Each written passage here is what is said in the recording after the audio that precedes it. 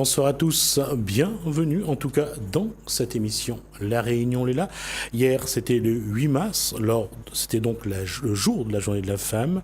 Quitte à se répéter, on va dire que c'est chaque jour la journée de la femme. Toutes les communes proposent des activités, en tout cas ce week-end. Nous on s'arrête à la Possession, c'est dans Causement Réunionnais.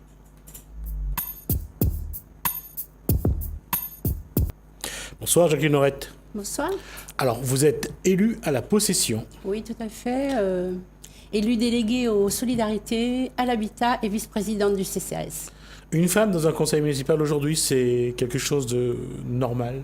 Oui, je crois d'ordinaire. Que c'est ordinaire, puisque depuis la loi sur la parité, voilà. On va remonter à 2002, je crois. 2001 ou 2002, ouais. Oui, effectivement, la loi sur la parité. On va juste rappeler que c'est Lionel Jospin qui a fait voter cette loi et que ça permet de dire qu'aujourd'hui, à parité, à égalité, hommes-femmes sur une même liste électorale. Tout à fait. Donc, il n'y a rien d'exceptionnel de travailler avec d'autres femmes. Et à la Possession, d'avoir comme maire la seule femme maire de l'île, c'est particulier de dire que Vanessa Miranville aujourd'hui, à son jeune âge aussi, elle est la seule femme qui a un titre de maire. Tout à fait, c'est la seule femme maire de l'île et puis c'est la troisième femme maire de l'histoire de la Réunion, ce qui n'est pas rien. Allez-y, je vous laisse nous rappeler les deux premières. Les deux premières, on a eu Madame de Châteauvieux. Thérèse de Châteauvieux. Thérèse de Châteauvieux. Elle a été maire de Saint-Leu jusqu'en 83, je crois. 83, effectivement. Ouais. Et ensuite, on a eu Madame Huguette Bello, maire de Saint-Paul. Et puis maintenant, on a Madame Vanessa Miranville. Mais elle reste de toute façon la plus jeune maire de l'histoire de l'île. Il y a deux qui a été donc élue en 2008, réélue en 2009 et battue en 2014, a été donc maire de Saint-Paul. Et donc la troisième, c'est Vanessa Miranville, qui succède, elle aussi, à un ténor de la politique, puisque Feu Roland Robert était là depuis 43 ans, donc maire de la Possession. Et voilà des femmes donc aujourd'hui aux commandes de cette ville. Ça fait quoi ?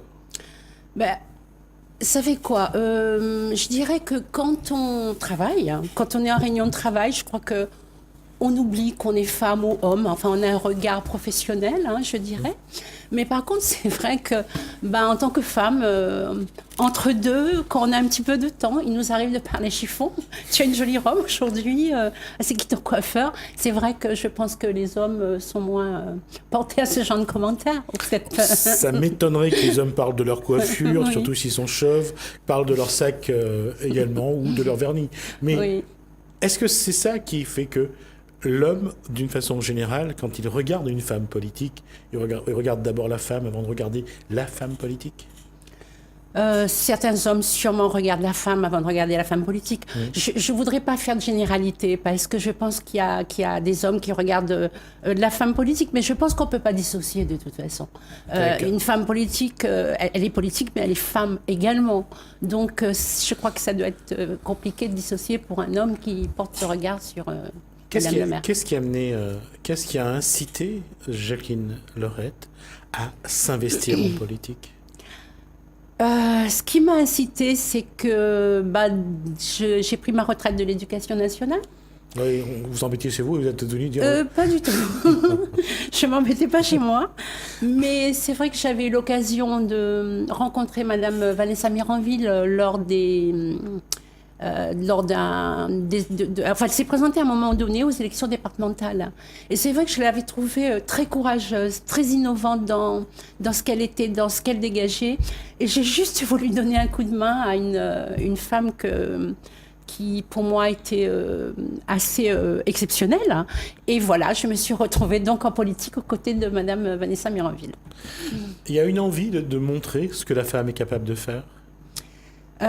Pour moi, oui. Pour Madame le maire également, l'envie de montrer ce qu'une femme peut faire et l'envie aussi, sûrement, de participer à cet énorme édifice qui est l'égalité homme-femme. Et l'édifice est vraiment à construire ? En termes d'égalité ?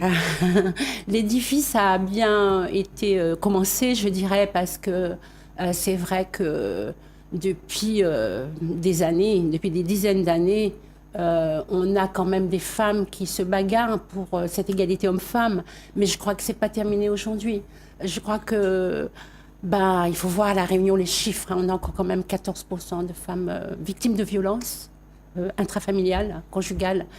Et ça, c'est pas possible. Je crois qu'on a encore beaucoup à faire pour la situation de la femme. Comment vous, et comment avec votre équipe, hein, avec l'équipe, avec la majorité municipale, comment vous mettez la touche féminine dans les actions que vous menez chaque jour? Oui.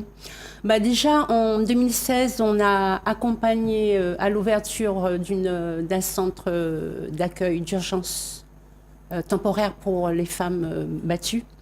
On a mis un local à disposition. Et puis, se tendre à la parité professionnelle et sociale et autres, hommes-femmes, fait partie de notre programme, hein. Donc, pour vous dire, on a un DGS qui est femme, on a 2 DGA sur 3 qui sont femmes, donc il y a quand même une reconnaissance des valeurs de la femme. Et ça, c'est quelque chose qui se sent dans le travail qui est mené sur le terrain chaque jour? Qui se sent... Je pense pas. Je crois pas. C'est juste ce qui se voit, c'est que ce sont des femmes qui ont des responsabilités, des femmes qui réussissent à s'imposer dans ce monde qui est surtout masculin. Elle n'a pas dit machiste. La question, en fait, à chaque fois quand on le pose, bien sûr, vous êtes marié, vous avez des enfants. Oui. Je veux dire, cette égalité-là, ça se voit dans le couple également? Ça devrait se voir. Je pense que pour ma situation, il n'y a pas de souci. Je pense que vraiment on fonctionne en toute égalité homme-femme. Mais je pense qu'il y a encore beaucoup, beaucoup de chemin à faire. Parfois, c'est carrément, je pense que c'est d'éducation, hein. La femme, elle se dit, c'est mon travail de faire ça. Je l'ai souvent entendu, hein. Ça, c'est mon travail. Et pourquoi c'est mon travail? Parce qu'on a été éduqués en petite fille. Et comme une petite fille en future femme, hein, avec des tâches particulières à faire. L'éducation, bien sûr, joue son rôle. Chaque société a ses traditions, a sa façon de montrer.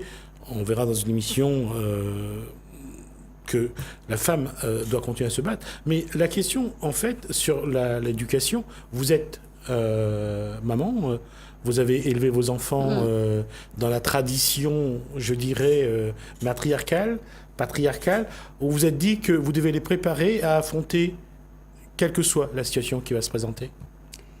Je pense qu'on a beau se dire qu'on va les élever différemment, afin qu'ils puissent justement s'adapter aux situations. Mais malgré tout, soi-même ayant reçu une éducation de fille, on a tendance, malheureusement, encore aujourd'hui en tant que maman, de faire des petites différences entre filles et garçons. Un garçon, c'est un garçon, une fille, c'est une fille. Je crois qu'inconsciemment, on le fait, même si on aimerait ne pas le faire. Pour la fille, c'est aussi cette envie de la protéger, parce que dehors, on peut lui vouloir du mal.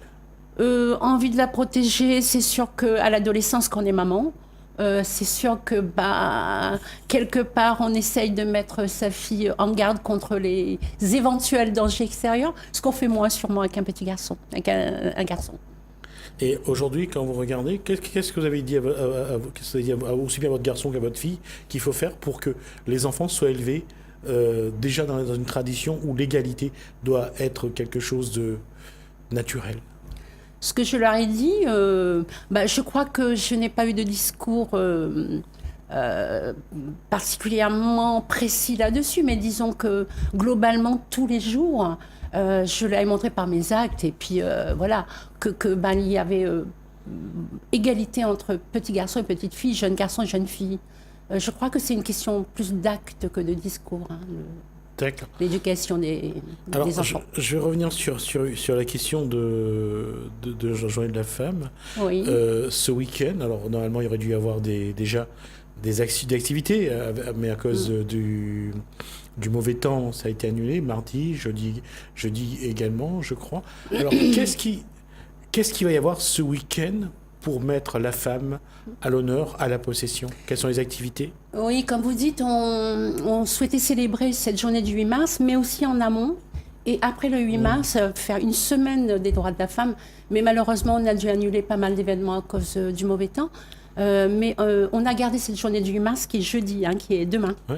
Et donc, demain, on a un accueil des femmes sur invitation, de femmes connues du CCAS ou du GUT, des assistantes sociales, pour venir se coiffer, se maquiller, se faire belle pour cette journée du 8 mars, parce que bon, l'image de soi est importante aussi pour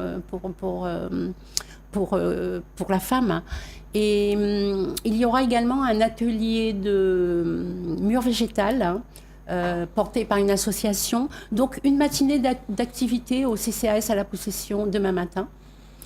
Et l'après-midi, à 13h30, on aura un film présenté avec débat, un film qui s'appelle Femme, qui sera présenté en avant-première avec un débat autour de la femme. On aura à 16h30 Les Voix d'Eva, un groupe de femmes qui sera en concert donc chez nous. Et la soirée se terminera donc dans la fête avec Les Voix d'Eva. Et ce week-end ? Et chose importante que j'ai oublié de mentionner, il y aura bien sûr l'exposition des autoportraits faits par les femmes, puisque ces peintures, ces autoportraits sont notre fil conducteur depuis 4 ans. Depuis 4 ans, on a des sessions d'autoportraits. Ce sont des ateliers fréquentés par des femmes de quartier ou des femmes en difficulté. Et ces femmes exposent leur œuvre ce jour-là. Donc c'est très très important pour ces femmes, pour nous, pour l'accompagnement justement de ces femmes en difficulté, la mise en valeur de ce qu'elles sont ce jour-là. Ce week-end, à quoi aura droit Malheureusement, on a été obligé d'annuler le café citoyen de vendredi, la conférence débat également. On a dû aussi annuler les ateliers danse du samedi à Plateau Festival pour des raisons de sécurité. Donc voilà, notre journée, malheureusement, elle va se cantonner au 8 mars, alors que de nombreuses activités étaient prévues. Il n'y a rien ce week-end ? Il n'y aura pas d'activité ce week-end ? Ce week-end, non, parce que ça devait se faire à Cœur de Ville et Plateau Festival, et les deux endroits sont inondés. Il y a eu des dégâts qui font que pour la sécurité, on ne peut pas accueillir du public, malheureusement. Et ça va être reporté. Justement, c'est ce que j'allais dire, ça va être reporté. Aujourd'hui, il y a également quelque chose qui a été reporté, c'était avec des jeunes au mardi dernier. Là, qu'est-ce que la possession va faire, je dirais, d'autre pour continuer un petit peu ? Parce qu'on le voit au niveau des femmes, un petit peu dans le sillage de la mère de Vanessa Miranville. Il y a le sport, il y a la musique, il y a la danse. C'est des choses qui se répètent. Il y a pas mal de kizomba, il y a pas mal d'activités qu'on met en place. On voit que c'est quand même la touche féminine dans les actions menées, justement, proposées aux femmes. Je pense que oui, la Zumba, c'est la touche féminine proposée aux femmes, parce que quand on voit la Zumba, il y a très peu d'hommes qui sont, donc c'est sûr qu'on a une touche féminine de ce côté-là. Et puis, ces ateliers d'autoportrait qu'on mène tous les ans, avec ces femmes en difficulté, il y a aussi cette touche féminine, puisque Claire Dardel, qui les accompagne, l'artiste, est une femme, et ces ateliers sont réservés aux femmes. Côté culture. Donc, on a effectivement une touche féminine à la possession. Et aujourd'hui, concernant, puisqu'on parle de la femme, la place des femmes âgées, des femmes qui sont en retraite aujourd'hui, elle est aussi importante ?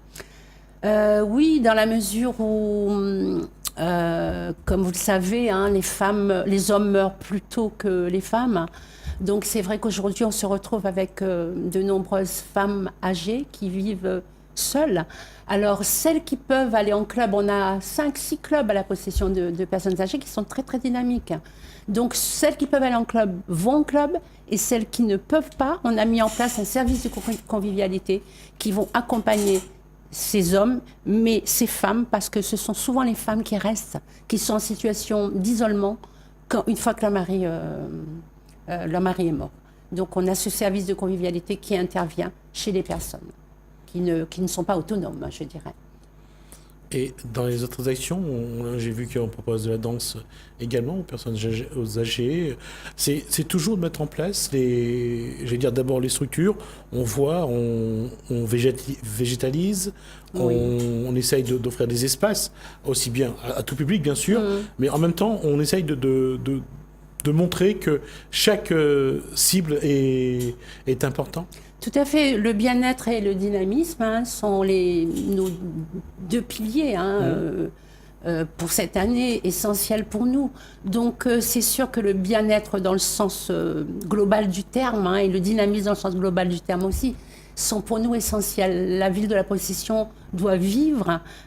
Toute la population doit, à un moment donné, se retrouver en situation de bien-être. Et on a encore du travail à faire parce que, malheureusement, le taux de familles monoparentales qui galèrent augmente partout, mais à la Possession aussi. Et il faut absolument qu'on ait un regard sur ces femmes. Parce que élever des enfants seuls avec un RSA, très souvent, c'est pas simple. Mais on a aussi des femmes qui sont chefs d'entreprise. Je veux dire, il y a les deux extrêmes. Voilà, il n'y a pas de... Enfin, il y a sûrement un juste milieu, mais enfin, on a les deux extrêmes, comme sur toute la Réunion, je suppose.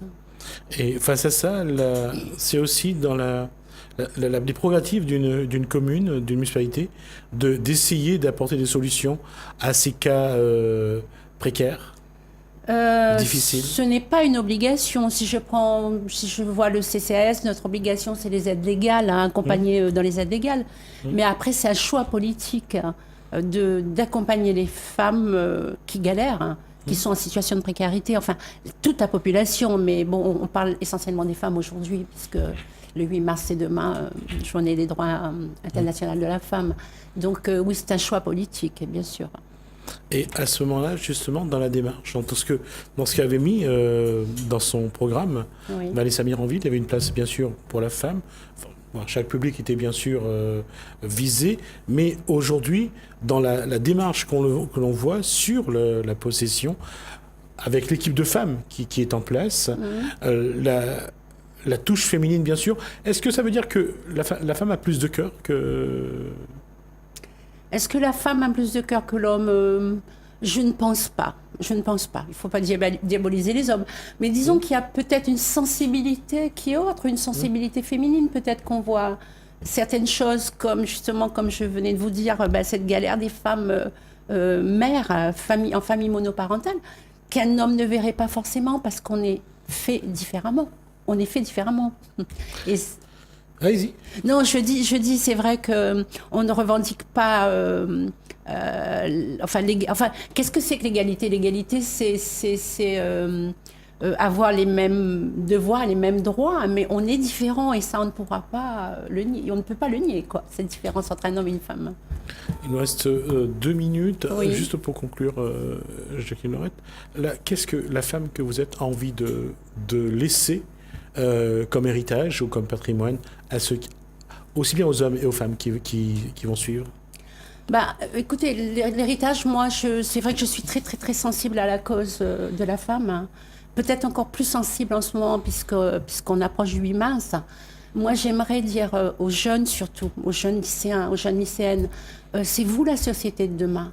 Voilà, engagez-vous, ouvrez vos yeux, regardez ce qui se passe pour justement arriver à une société plus juste pour la femme, une société plus égalitaire. D'accord. Jacques Lorette, merci. Je crois donc que vous êtes élu à la possession. Oui. Vos délégations sont déléguée donc aux solidarités, à l'habitat et vice-présidente du CCAS. Merci à vous. Merci. Nous, on va passer à un sujet qui est tout aussi, je veux dire, plus léger, puisqu'on va parler de maroquinerie. Et la question, c'est combien de femmes peuvent dire aujourd'hui qu'elles aimeraient, ou pas d'ailleurs, un sac ou des chaussures en cuir de poisson. Aussi surprenant que cela puisse être, ça existe.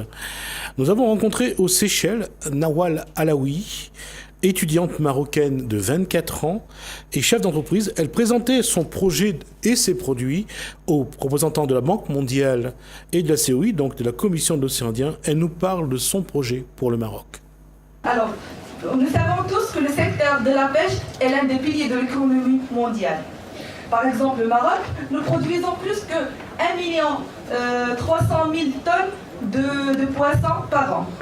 Sans compter le poisson d'élevage, sachant que nous avons 5 grandes structures qui font l'élevage de poissons et nous importons aussi du poisson.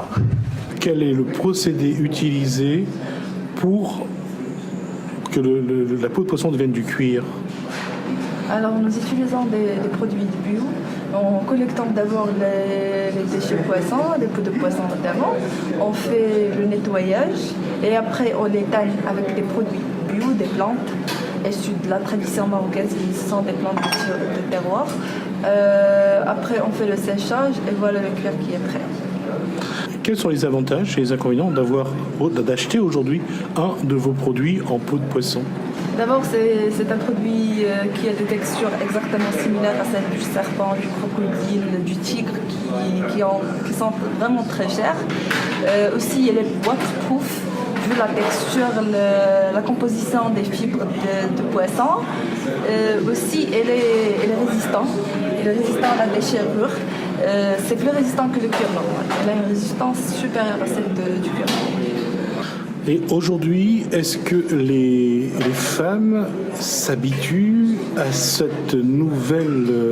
nouveau matériau que vous utilisez pour les objets qu'elles affectionnent? De plus en plus, les femmes adhèrent à ce concept et essaient de s'adapter, vu que tout le monde aime l'étiquette écolo, j'ai un produit écolo, j'ai un produit bio. C'est vraiment la tendance maintenant, ce qui a poussé les femmes à chercher une alternative des cuirs exotiques, mais elles aimeraient toutes avoir des produits à base des peaux exotiques. Alors nous, on leur offrant des produits à base des cuirs exotiques, mais qui sont écolos. Ce qui a permis à l'entreprise d'avoir une grande niche de personnes adhérant à ce concept. Un des avantages, en tout cas, de ce produit, vous êtes dans la rue, vous avez une petite faim, vous pouvez manger vos chaussures ou votre sac. Non, enfin, après le traitement, ça sera pas mal du tout parce qu'on n'utilise que des produits bio, des plantes qu'on mange généralement au Maroc. Ce sont des plantes qu'on utilise comme épices. Enfin, et aussi la peau de poisson à la mange cuite. Du coup, je crois pas que c'est mal, mais bien. Mais bon, la peau de poisson, c'est fait pour la mode. C'est ce qu'on appelle maintenant, c'est la mode durable. Je vais aimer le poisson de plus en plus, mais je suis pas sûr que la femme appréciera les sacs en peau de poisson ou les chaussures en peau de poisson. On verra ça tout à l'heure. Identifier les terres en friche ou jachère, mobiliser le public intéressé pour un retour gagnant à la terre, d'un projet professionnel à un projet de vie, c'est possible, c'est dans Gadiom Réunionnais.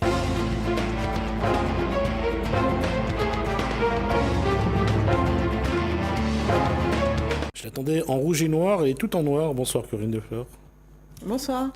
Vous êtes de l'association Les Clés de votre succès et là on va parler d'un projet que vous menez, c'est ce projet d'exploitation maraîchère. Oui. Alors, est-ce qu'on peut d'abord savoir de quoi il s'agit, même si on se rend compte qu'aujourd'hui, il y a de plus en plus de ce projet, mais j'aimerais qu'on explique un peu plus pourquoi ce genre de projet peut marcher. Donc, c'est un projet que nous portons, l'association Les Clés de votre succès. Ce projet serait réparti sur toute l'île, puisque, effectivement, il y a des micro-projets.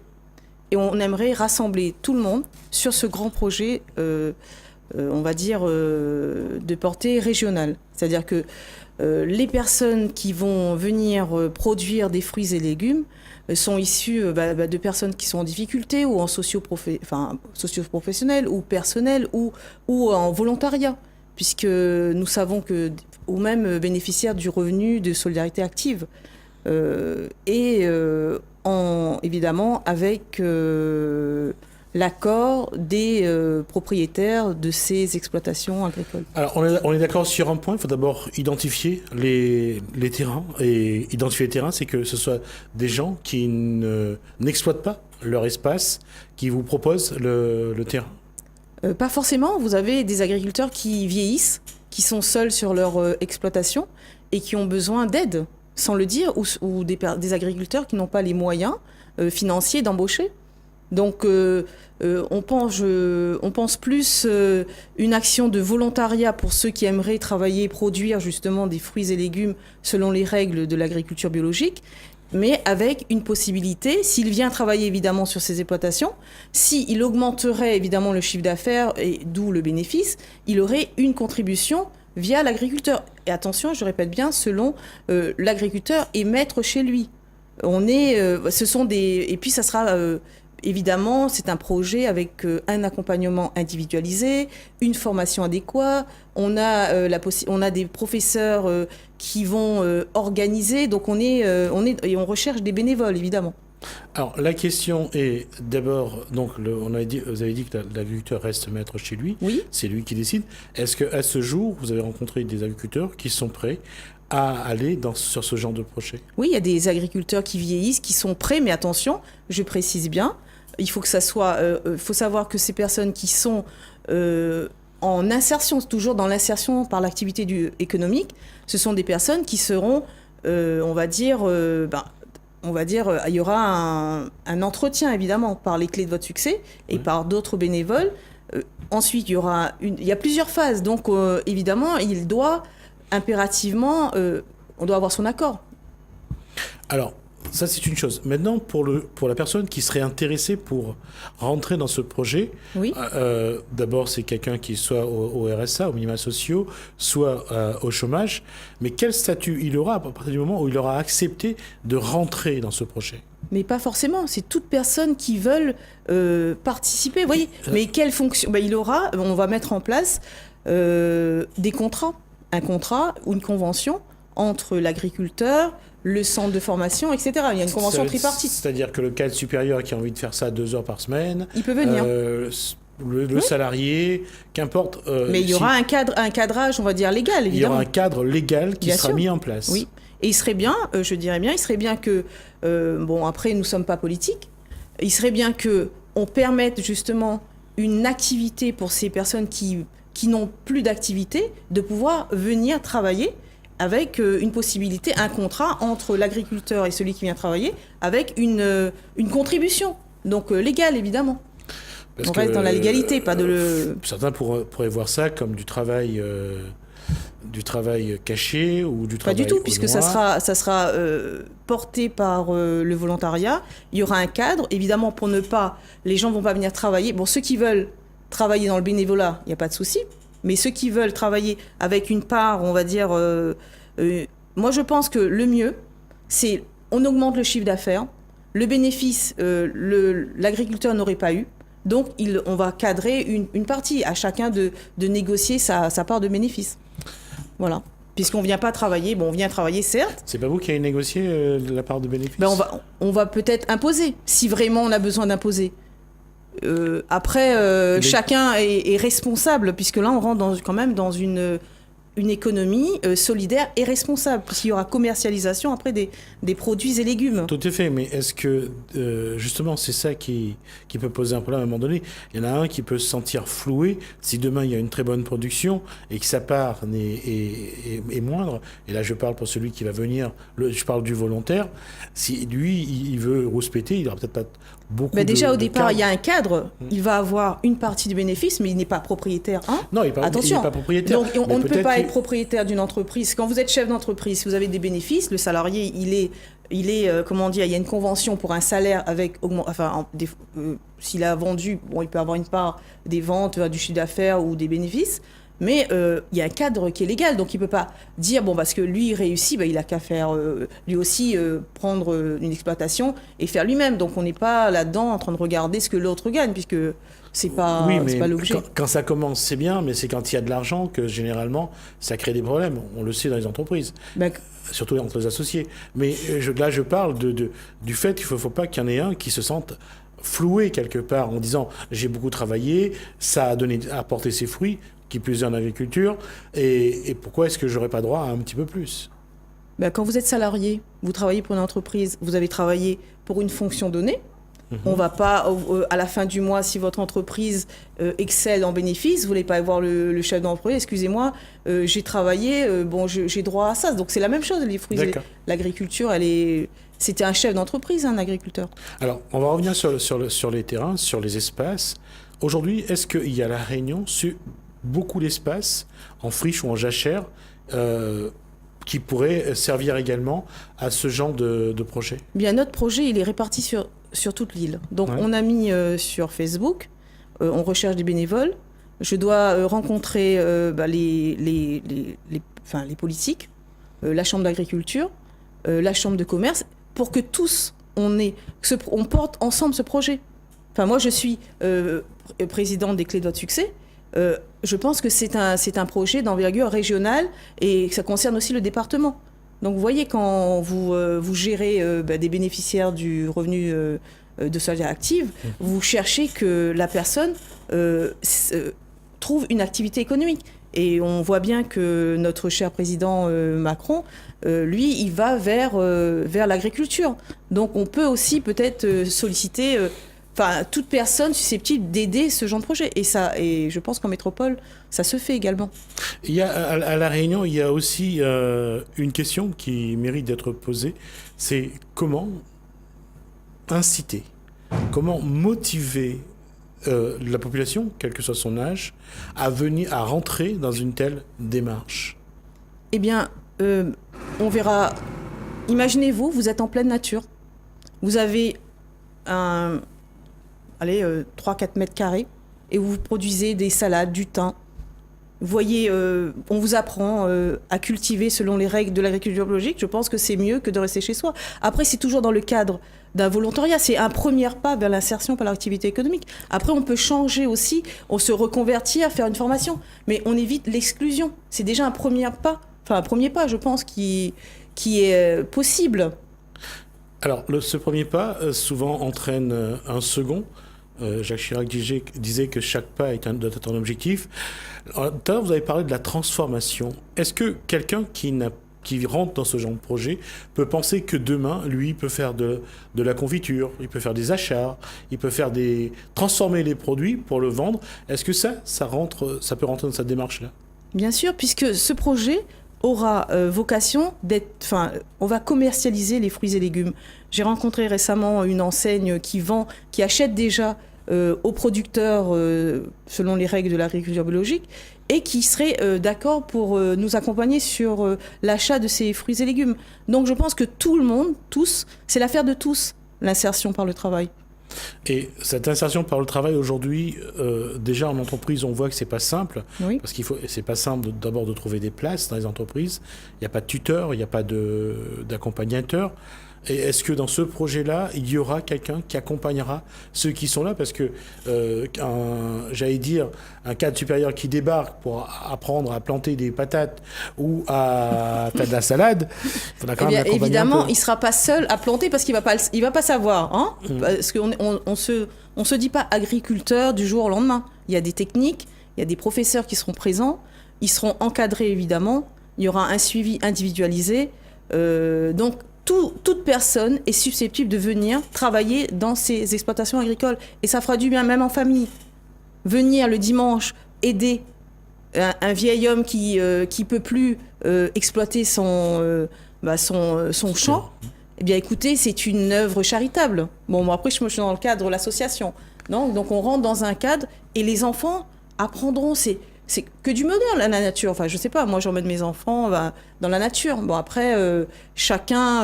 on doit faire un retour vers l'environnement et vers la terre. Voilà. D'accord. Je voulais faire une boutade tout à l'heure en disant que c'est là où on se souvient qu'à l'école, on nous a appris la chanson « Savez-vous planter des choux ?» à la mode de chez nous. Donc, je vais juste vous dire qu'on a une page de pub, que c'est maintenant la pub.